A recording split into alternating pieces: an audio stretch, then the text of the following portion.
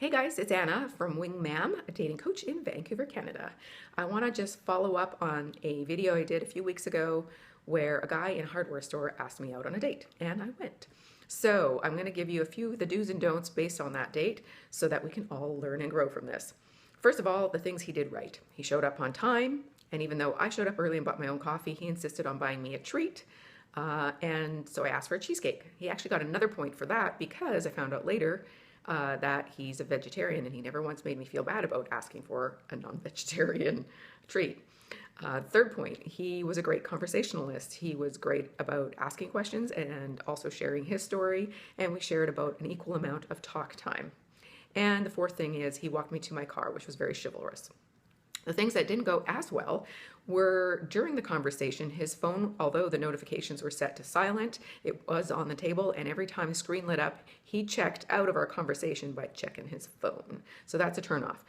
And then the next thing is too that when he did walk me to my car, he was obviously wanting to go in for the kiss, and I didn't want to. And I was trying to show the signs that I was not interested in that by not making eye contact, moving away from his personal space, going for the handle of my car like I'm leaving.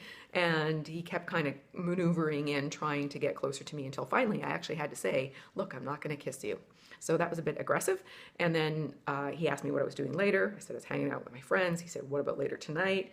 That translated into Netflix and chill, which is cheesecake and sex. And at that point, I was just totally turned off. So what I did wrong, here's what I did wrong. When I first met him, he had a kid with him. I thought, well, maybe it's his nephew. I should have asked. I'm not a kid person. I don't want to be a stepmom. I've already done that. Love those kids, but I don't want to do it again. And so I should have asked that question. As well, the next thing that I did wrong was during our conversation, he did ask me what I was thinking, because when he found out I was a dating coach, he was curious about my intention on going on a date with him. And I was honest in that I said, well, I thought if you weren't the right guy for me, then maybe I could set you up. At least I was honest. But he did ask me if I'd want to go out again. And I said, yeah, but I was thinking as friends, and I should have said as friends, or you're a great guy, maybe I can set you up, because obviously I already knew that with him having a kid, it wasn't going to work out, and I should have said that. But he didn't even ask me any questions about whether I even like kids, so another little point there.